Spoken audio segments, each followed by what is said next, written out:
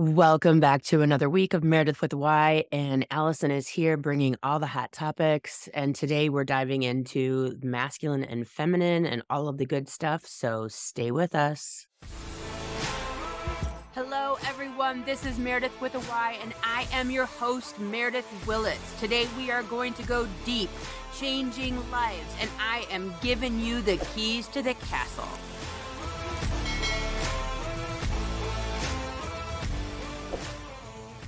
Allison, thanks for doing this with me again. It just seems to be steamrolling ahead. And today you're wanting to talk about divine feminine and masculine and all those things. So thanks for being here with me. Yes, I love it. We're recording on a rainy Saturday morning in our jammies, so this is with you all the good feels today. Yeah. I said Uh, it's coffee talk with Allison and Meredith today. And today we're gonna talk about some other things. Coffee. so pour yourself a cup and let's go. Hmm. So I had an experience the other day that made me want to talk about masculine and feminine. I had a speaking gig, and it was to a handful, maybe 20 women entrepreneurs. So I walked in the room and I'm getting ready to talk about, what I do in business and in real estate. And the vibe when I walked in that room was, man, there are some strong women in this room, super strong, s- very masculine vibe. And I just thought to myself, as I was reflecting on it, like after I was leaving, and just thinking to myself, wow, like, is this the masculine and feminine energy? Like, what is this all about? This is something we need to talk about. Like, is this a situation where the women in the room feel like they need to be masculine to be a leader?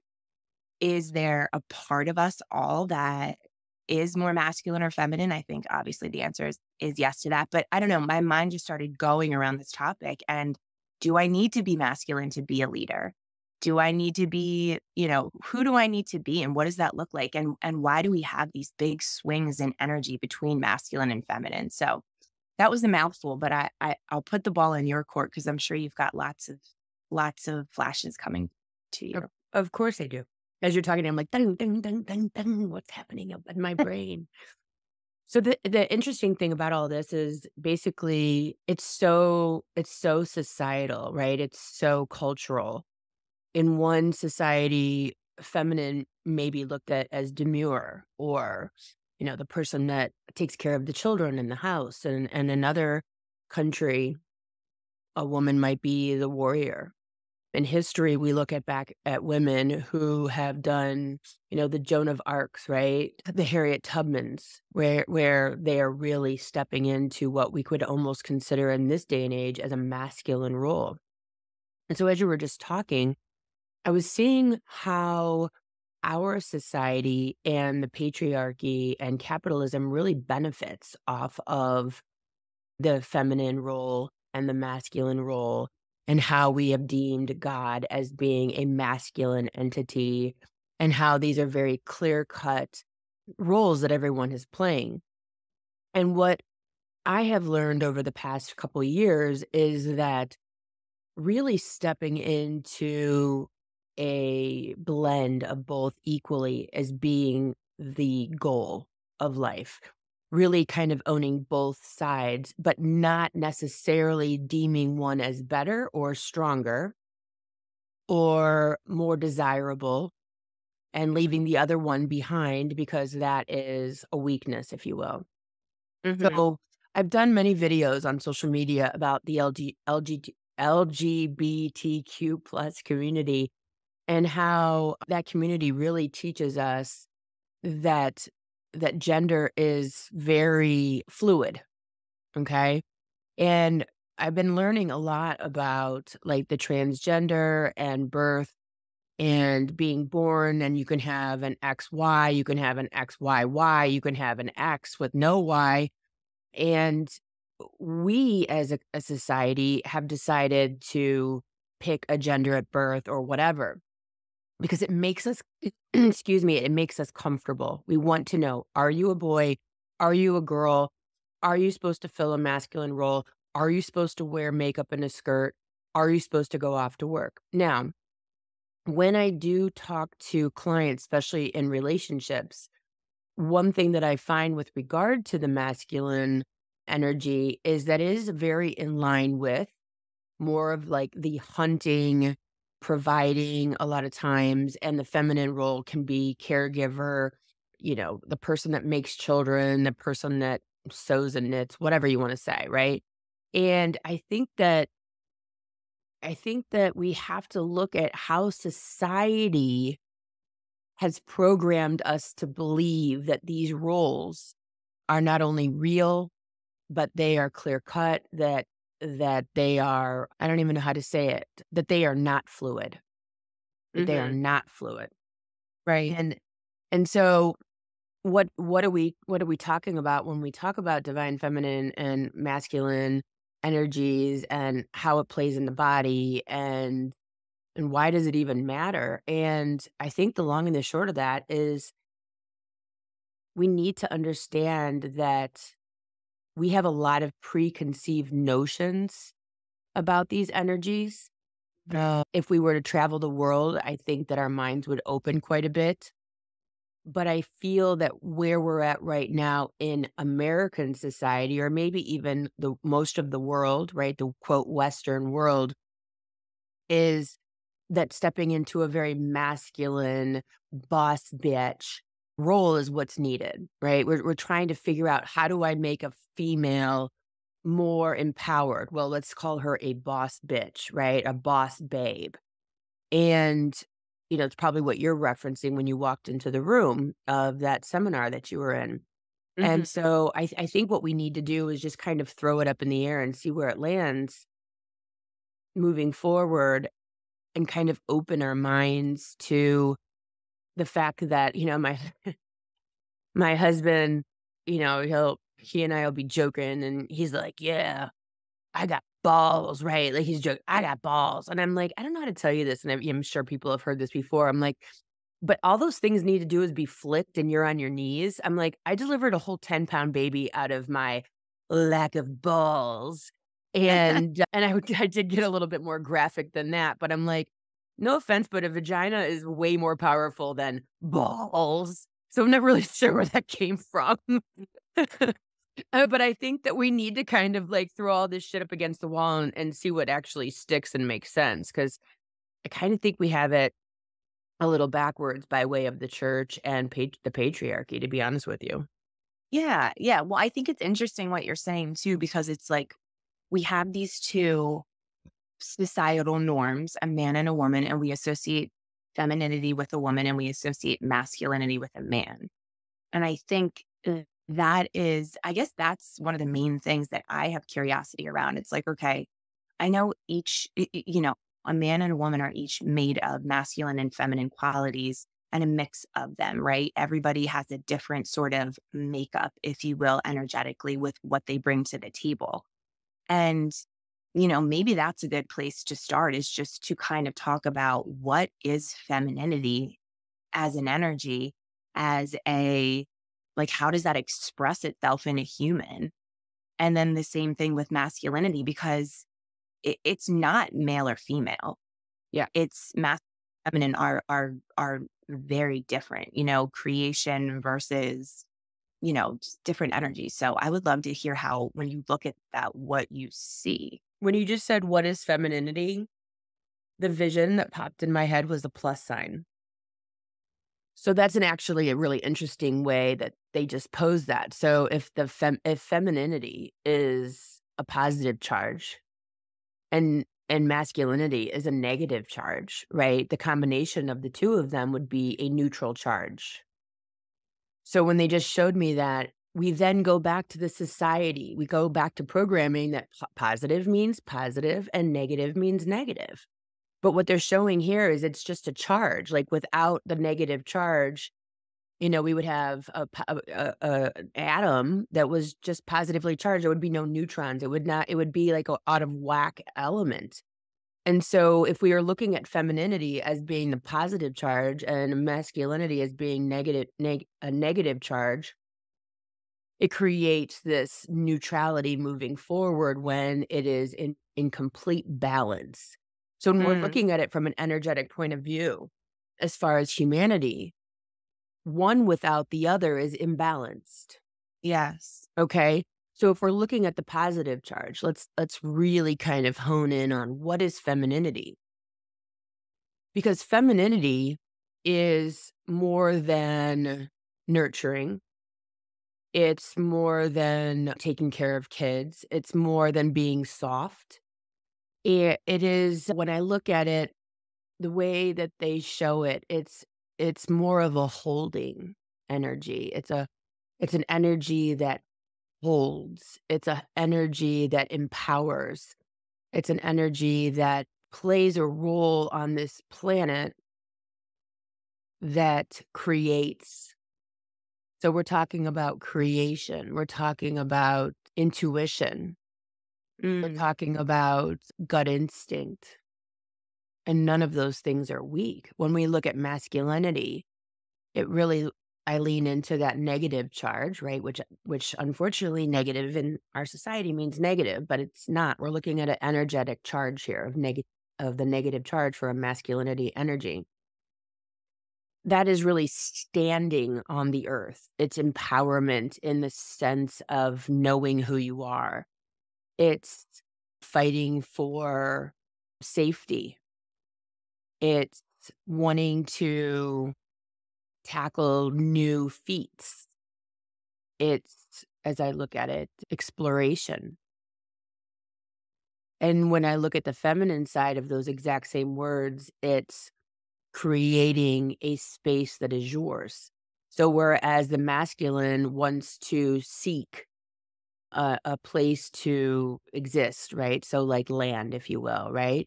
The right. feminine then seeks to create a grounded space of what would be home. So the balance between the two of those, if it were inside of one human being, right, which it is, there's going to be the part of you who seeks to find a place to live, and then the feminine side of you finds that place and creates a home with it or creates a space to live within, right? Mm, And so yeah. those characteristics can exist inside of one person, obviously. And because of the fact that we have so many different challenges as human beings and we have different roles, can't we can do it all, but it would make sense in a partnership for people to pick roles to make life a little bit easier. They're showing me in this moment, it's almost like a leaning into that makes sense. For example, I'm on a lake right now, literally, and there's swans. And so there are only 2 swans per lake. It's kind of fascinating, to be honest with you. And so the female swan is laying on a nest and is there literally 24/7. I don't think this swan has moved at all in like a month. And you see the male swan just cruising around the entire lake all the time and probably getting food and bringing it back to the female swan. So I think by way of necessity of, it doesn't really make sense to have an 8-month pregnant female human running around, hunting where she would make more sense to be at home in a safe space and he brings the food home. So like by way of, you know, logic, I think a Mhm, lot of the roles have been created by way of, science and anatomy and physiology and all those things that make roles make sense. right. But, if that 8-month pregnant woman's husband or partner had passed away, she would be out there hunting because Right. she is equally capable of that, just like a man is equally capable of taking care of children. So I think a lot of our roles obviously have come out of convenience and the physical making sense of, you know, what we lean into and what we are doing as human beings has created more of this line. Where as we are moving into, you know, 2020, to the year 2000, and IVF and, single parents and blended families and LGBTQ plus families and roles. We're recognizing that we have the ability to morph both our masculine and feminine quote gender roles that have been prescribed to us by way of convenience and making it make sense into a more blended, fluid, experience on this planet. Yeah. Well, it's interesting that you're kind of going there because what I keep having sort of flashing in my head is Mhm. a lot of women that I know that are very strong leaders and just, the boss bitch type of personality that you're talking about tend to, now not all of them, but a lot of them tend to have husbands that I would consider maybe are in a little bit more of their feminine or maybe take a little bit more of the back seat. So, is the balance between those two people, I guess I sort of see that as like an ebb and flow, right? Like you have the oil and the water in a cup, and depending on how you mix it up is sort of like it's always there. It's just like who is having a little bit more of that masculine energy. It's like, okay, this person has more, that person needs to have less. Like it always, like you said, there's a positive and a negative, and then you need to find the neutral space. When you look at situations like that, is that kind of what you see? Or is there, I mean, I'm sure there's imbalances, right, between it, but is somebody sort of like making up for the other person, or is it more of a situation where everybody's finding their neutral? Yeah. I think everyone is finding their neutral. I think that we have definitely swung the pendulum for women towards the masculine, and we're working towards swinging the male role to more of the feminine, right? Be in touch with Mhm. your feelings. It's okay to cry. It's okay to be taking care of children as a primary caregiver because there are single dads, right? There are stay-at-home dads now. There are women leaning into being the primary moneymaker of the household. And so I think that we're like I said, swinging the pendulum from what is that TV series, Mad Men, where, Yeah. the women stay at home and they're the wife and they have the drink waiting for their husband of the 50s, and women are just demure and, they're prescribing what was it, like literally Coca-Cola and Quaaludes back in the 50s, which I mean, to think that What you could I think you can get Quaaludes at the local pharmacy. It's like, it keeps the wife happy, and the husband comes home and kicks the dog and reads the newspaper and whatever, right? Like, that's where we're coming from.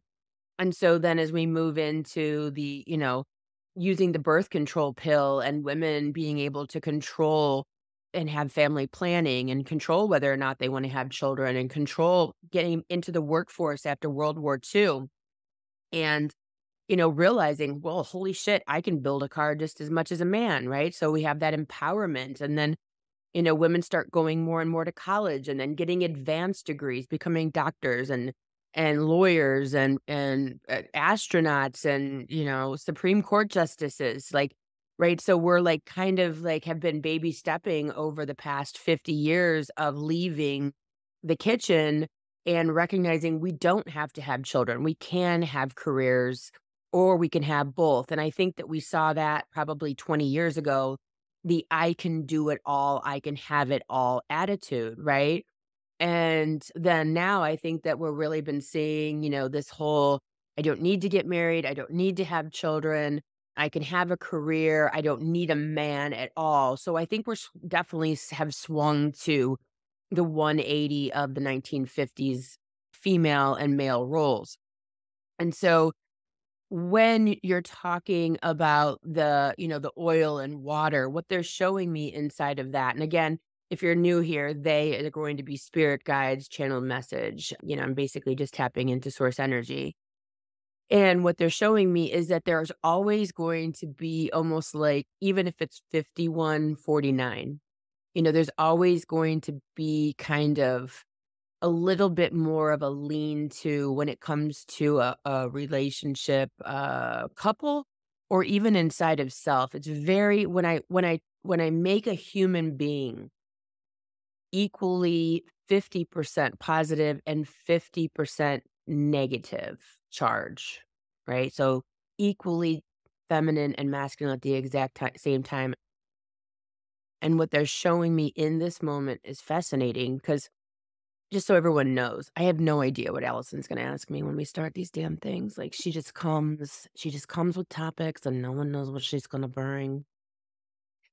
But they show me when it actually hits 50-50. So equally divine feminine, equally divine masculine, equally positive and negative charge to one human being. There's an explosion that actually occurs. And the only thing that I can describe it is a Christ consciousness. So when I'm looking at this and I play with the energy and I coax it, literally coax it into a 50% equal charge. It is an instantaneous explosion of yellow, gold, and white light. And they instantly show me this Christ consciousness, wherein you have found perfect balance and harmony within that human experience. That's so interesting. It's really, really cool to look at. And And so I'm I'm living. asking why, right? Like, Yeah. why? And what they're showing me is it's because you've dove so deeply into experiencing all of life, all of reality. And it is the end all be all knowledge, knowing, awareness, awakening, wherein you have had all of the experiences on this planet that your soul needs to. And what I'm seeing in this moment, which is so fascinating, is that all of the reincarnations that you will experience on this planet and otherwise are here to bring both balance of the divine masculine, of the feminine, into one soul wherein true equality is attained, and thus you will not have to come back. Mm, But you cannot get to this equal 50-50, this true whole human, whole soul experience without all of the lessons, without all of the experiences. They're showing me it's literally impossible to get there without the experience of living as, all colors, all cultures, all sexes. And through those things, through those true experiences, it's almost like they're showing me that it's like you acquire a millionth of a percentage, right, of positive, if you will, right? And in each little experience. So every time you experience a little bit more, and you can experience something by way of another person. So you can learn by way of another person's experience. And so what they're showing me is as we're moving into this age of Aquarius, what happens is we're all leaning more into our feminine so as to create balance because we've already lived on this planet thousands, millions, whatever years. And so it's now the opportunity, now it's the turn to lean into the feminine experience of the soul. So that by the end of the age of Aquarius, more and more souls have experienced enough of both sides of the energy. It's almost like they're showing me like a spectrum of color. So as to create, it's almost like to create like this perfect atomic structure of the soul so that you can actually get to be pure love. Because if you think wow. about it, if you step so far into your masculine that you leave your feminine behind, you're just this gruff, focused, crazy person. And if you step so far into your feminine that you leave your masculine behind, you're just like giving yourself bubble baths all day. Like it's just like what are we doing here? And so we need to see and understand that each human being on this planet that is experiencing humanity, the goal is to do both at the exact same time as best as possible in each experience and each encounter that we are in. So even in this moment, they're showing me like even if you're going to kill an animal, right? So that's what they just showed me. You're going to kill an animal for food or whatever, there still needs to be love inside of that encounter. Otherwise, it's animalistic, right? Otherwise, you might as well just be a lion.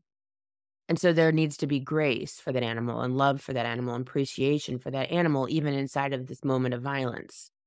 So in every moment, there can be both the equal of feminine and masculine if we decide and we understand that when we step forward into every experience that we encounter, that we have balance, because Mhm. then it will be a pure moment, no matter what it is, Wow.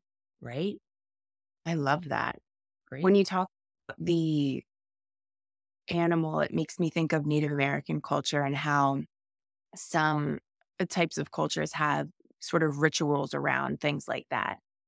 And to me, that feels sort of like deep knowledge when you start to talk about that type of thing about, killing an animal, but then at the same time, you know, like you said, having love for it or really having, I guess it's the gratitude and appreciation, for what you've done. You're not doing it to kill, you're doing it to, let's say, feed your family or, for something else that was intended to be of purpose.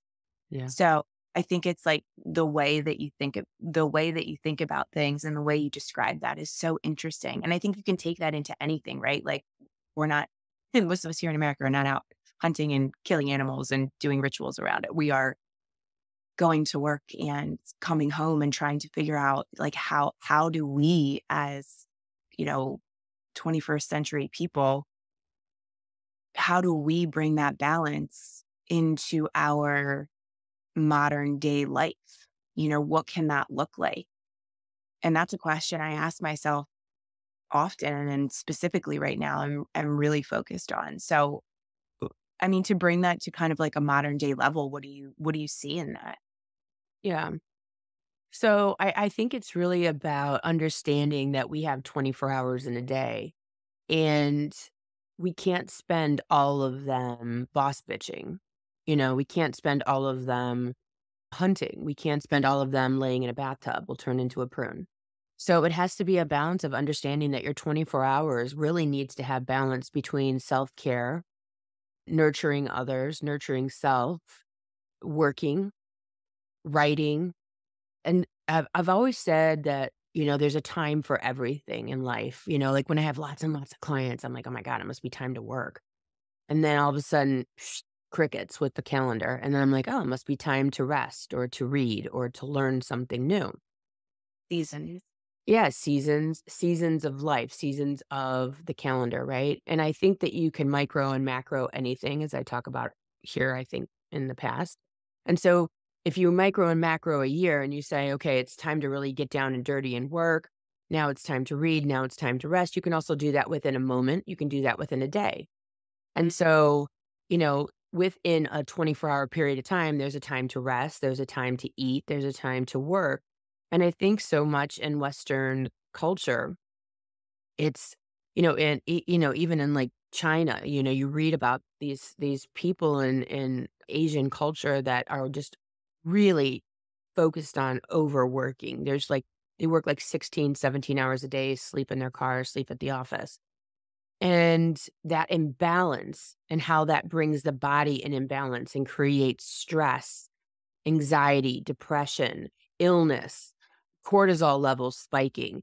And so when you look at the body and you say, is my life inside of balance or is it out of balance?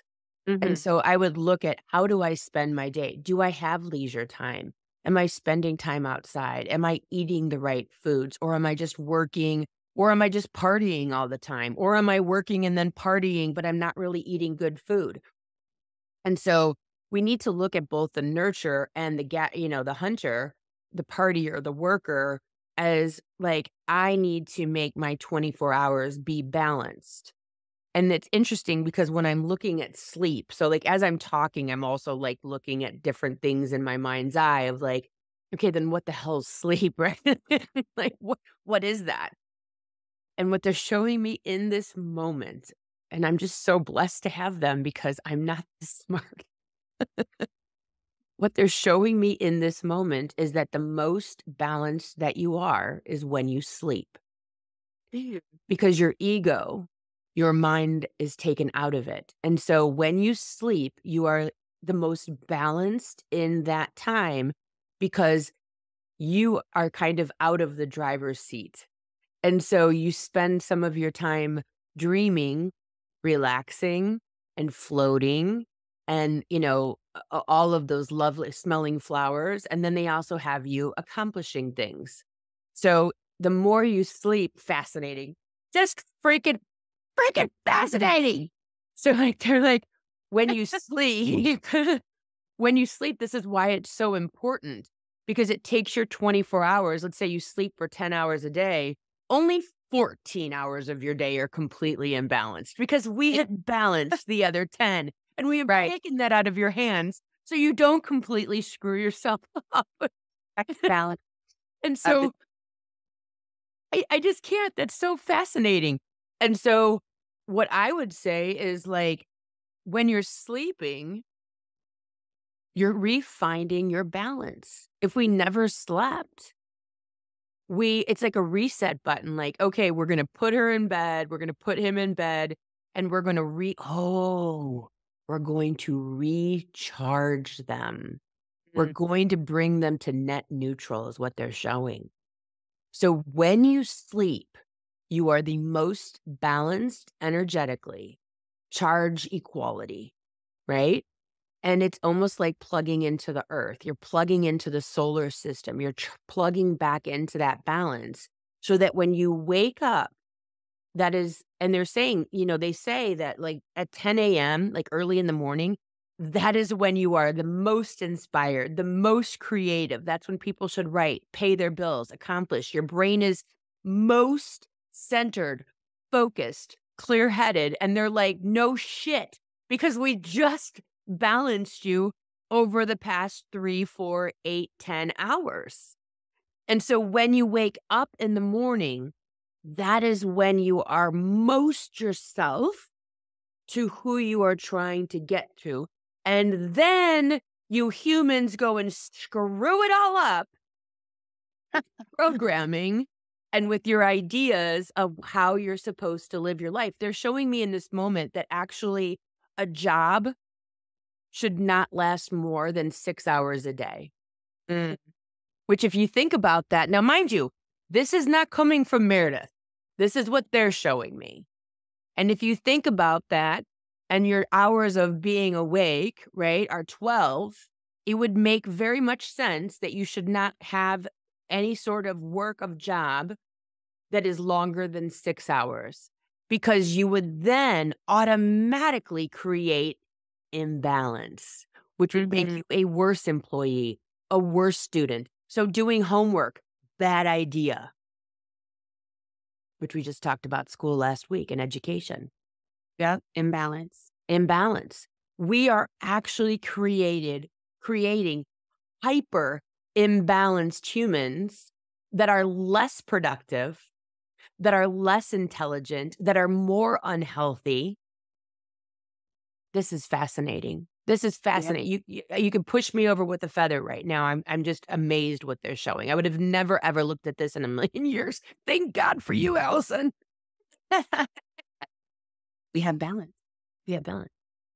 I think that's so interesting. It's funny too to take that back to, just kind of a practical level too for every day. I always say, I run a couple of businesses and I always say you really don't ever get more than 25 hours out of any employee. I truthfully think it makes more sense to have a part-time schedule because outside of that, the productivity is gone. You just can't. Like the balance is not there, like you said. And then so why do we do this? We push ourselves so far. Our pendulum swings so far in each direction because of this programming that we have Well, they're that showing me it has to do with the swing shift.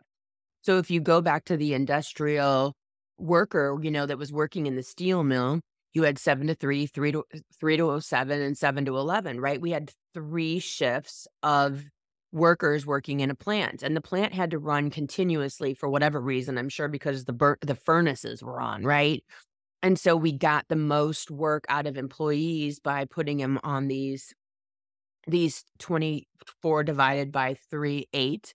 And then we just pushed and said, work day is 8 hours a day. And so 8 times 5 is 40 hours a week. And we're literally just running on the past instead of running on psychology and physiology and new age understanding that we don't need to. I mean, COVID was the best example when, I mean, not for nothing, but I'm just gonna say this. I know people who normally have to work 8 hours a day, but if you put them inside that COVID experiment, they really only needed to work from, like, I don't know, 9 to 3, and then at 3 o'clock, when the meetings and the conversations were all done and they had accomplished all they needed to accomplish, what would happen is that then they can go for a walk with their kids or go to the grocery store or coach Little League, right?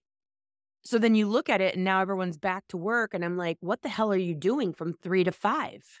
You're Right. pushing papers around. You're, Product.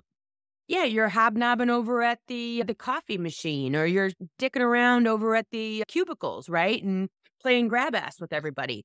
We're really not accomplishing anything. If we actually inspired people to want to come to work and to want to accomplish, I'm pretty sure everyone would work probably like 10 to 3, 9 to Yeah. 6, and I mean, I'm sorry, 9 to 3 and be done with it, right? And some people are working the evening. Some people might like working 3 to 9 better.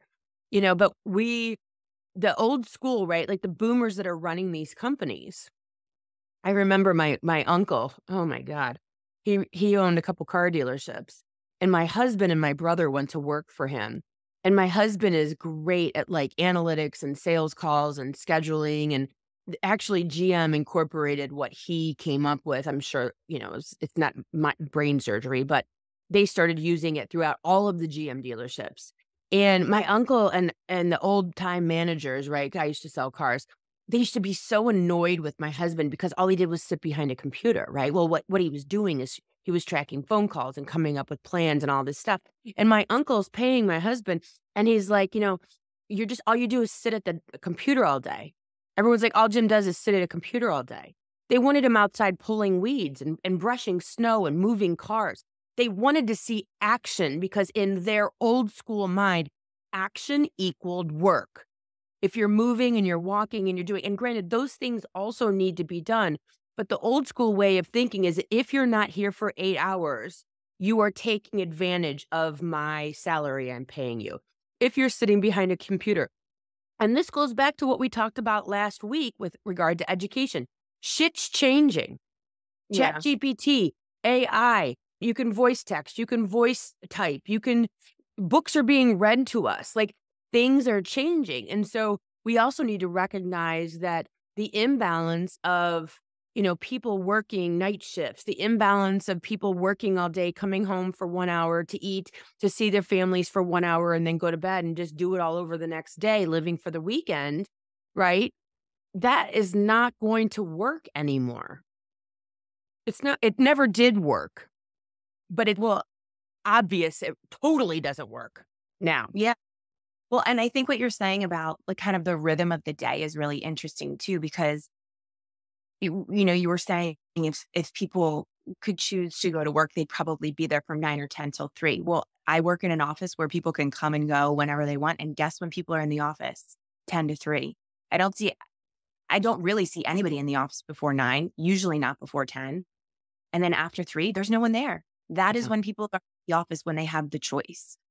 And not that people aren't there, a little bit in and out, but Right. just it's just funny how there is a natural rhythm. And when you talk about the 3 o'clock hour, I always think about, we have a circadian rhythm in our Mhm. human body to where there is like our body is literally telling us around 3 o'clock, like, hey, break time. Go take a rest. Right. Like, so we're built with this. And that to me is such an interesting piece because I'm always sort of intrigued by the mind body connection, sort of science and spirituality and how it all is kind of one. To me, that's super interesting. So I guess when you look at the rhythms, right, the natural rhythms that we have as humans, like within our bodies, within the energetics that we have, and this sort of masculine and feminine piece, like how do they incorporate together? Or like what is that, that 3 o'clock or that rhythm really mean? Yeah. Well, what's so interesting too is there are so many cultures that follow this, Yeah. that go and work early in the morning and then they take a siesta or they take a break. Every culture calls it something different. For, people, Americans are amazed at like go to, I think it's like Italy. And like no shops are open for like 2, 3 hours in the middle of the day. Everyone's like, where'd they go? Well, they're at home eating lunch and resting and spending time with their family. And then they come back and then they work in the evening. There are a lot of cultures that respect this and that honor the body system and honor rest and recovery. We, however, do not. And so I think that as we start really understanding the feminine and masculine energies that we are made up of equally, and that men do want to be at home coaching and making dinner and taking care of their families, and women do want to be able to go and be out in the workforce and be creative and, find things that they like to do that's not being at home or having children. We're going to be forced into this balance. And that will then force, because the more women that are business owners, just like even us having this conversation, I know, like you said, you own multiple businesses. As more women figure this out and step into places of power, I believe that more of these ways will be implemented in the workforce because they want to be home. I remember when I was a single mom and I went to my boss and I said, look, I need to pick my kids up from school at 3 o'clock. And so I would go into work. I'd drop the kids off at school, 8:15, driving to go to work all day, finish my day, jump in the car, drive to school and pick them up from school. And then after they went to bed at 8 o'clock at night, I'd work for a couple hours to make up the difference of those hours. So like there is a way to make this happen. In my experience, it was kind of forced because I was the primary caregiver for my young children.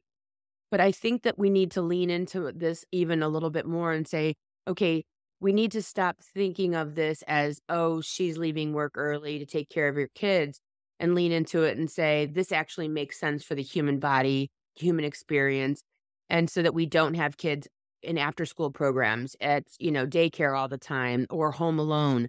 There's a reason for all of these things. And we need to start paying attention to a more balanced society, a more balanced family, a more balanced human self to get to that point where we are both masculine and feminine and respect both. Yes. Yeah. And that it can be a win-win-win situation, taking it to a Mhm. level. Like it doesn't need to mean that just because we have balance that you're then like we talked about, like the productivity in a day, right? Like just because you're only quote unquote working, let's say 5 to 6 hour day, your productivity level can be the same as or better than someone who's working a longer day. So I think there's just we're operating under old rules right now. Or 100%. old But you know what they just showed me? It's so funny. They're like, if you have a small purse, you will pick the perfect items for that purse. You'll have one lip gloss, right? Your like tiny little wallet. You don't need every credit card. You don't need a whole checkbook, right? You'll have your keys, but maybe not a keychain, right? You know how to whittle it down and to get into this tiny purse, right? But if you have a big, huge purse, you're gonna have a hairspray in there, maybe a pair of ballet flats, right? Like a book, maybe even an umbrella, right? Like this purse, you will fill that son of a bitch up, right? Like it will be packed. And so what they're showing me as you were talking, it's like, yeah, and the workday's no different, right? You just fill 8 hours of shit, but you really un- only needed 6 or 5 of those hours. If you planned your day accordingly to, "Hey, I'm gonna be here from 10 to 3," you're gonna get down to brass tacks and pick the phone calls you need to make and the emails you need to make and whittle those meetings down from an hour and a half to 30 minutes and really get through it because you know that you're only there for 5 to 6 hours. And so you're going to be very honed in on what it is that I need to do in this meeting or this day, instead of just filling it with shit that you might need to do, or just a bunch of nonsense. And it's Filler, just yep. like, it's the purse. Life is Yeah, the purse. that's such a good example. I love that. And So then you good. at it too, when you're filling that purse up, right? You're picking your favorite lip gloss. You're picking your most coveted, scent or whatever. Like you're Mhm. picking things. So everything in there is something that is curated and something you love, right? So I think that's similar too. When you focus, you're really, like you said, kind of hitting the big rocks. You're hitting the things that are important, that make sense, that you are drawn to. So I love that example. I think it's so good. So And good. I love this conversation. It's Just so applicable. I think it's so relatable, probably for so many people, because this is everyday life. This is the nuance of everyday life. I mean, as we're talking too, I'm like, of course, my brain's just like going nutso over here. And I'm like, oh my God, I need to call my husband and have him ask. Cause like, he works for the White Sox. And so he has, 20 somethings or his primary salespeople, right? So he's got a gaggle of 20 somethings working for him. And by the way, they don't know who Fonzie is. They don't know who like Three's Company is. Like, so all of his old like quips that he would use in sales training are completely lost on them at this point. But I'm like interested to see if Fun. he were so funny. I'm interested to see if he asked them, like, if you had a choice to work 9 to 3 or like 3 to 9 or do like a split shift, like who would choose what hours, and if they think, and I would be interested to see if their productivity would improve. And because if you think about it, I'm actually finding that it's kind of interesting as I'm playing with it too. Because if you think about it, most people are home in the evening. So those people that are choosing to work later on in the day because maybe they really enjoy kayaking, and so they'd like to like go out and be in the weather all day and then work in the evening because they have nothing better to do, and it's better than sitting at a bar, honestly. So I'm just interested to see, like, if that were to be a really good idea. I'm gonna ask him about it. I think that could be interesting. The pushback though is that the old timers that have always done like, "Hey, you work 9 to 5 or you're stealing from the company," the pushback I think is gonna be pretty would be pretty profound, because they wanted to do like a hybrid schedule, and Uh-huh. that got vetoed. Unfortunately, because I think that, just like the hybrid schedule and all of these things, we're moving towards that. What you're seeing by way of COVID, what we're seeing by way of people saying, look, I want to work hybrid, and all of these things, we can work remote, we can do a podcast across states. This is where we're headed. And if you want to be a successful business owner, especially if you have employees, this podcast is probably one of the most important episodes you will ever listen to, because you are going to be leaps and bounds ahead of other companies, business owners, and the way life is in general, and I would say the next 10 years. Completely agree. And something I keep feeling called to share about that too. It's a perfect dovetail is that the example that I started with this morning about, speaking at this event, I would say the average age of the woman in that room was probably close to 60, late 50s.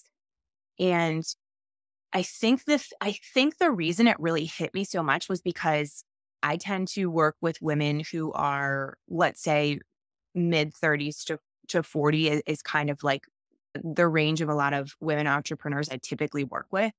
And being in this room of women who had an older median age, I think was really interesting because the sense of masculinity that I was feeling, I think was to me watching those women think that the way that they had to be bosses was to be a man, was Yes. playing old rules. Whereas now, even just, I mean, that's not, going from, let's say, 58 down to 38, that's not huge as far as like how much time has gone by, right?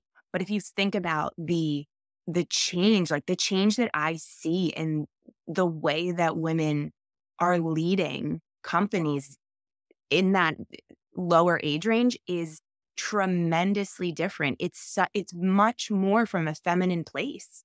Yeah. It's feminine place. It's much more from a place of flexibility.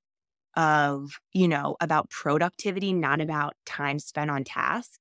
And it's changing. Everything is changing. And my God, so then what does that look like for the 28-year-old, for the 24-year-old who's a business owner? I mean, I work with a business owner here locally in town who is, I think he's 24, and he is crushing it, and he is doing everything so quote unquote new age, right? Where like everybody's remote, there's flexible workspace, everybody is super autonomous. It's so different.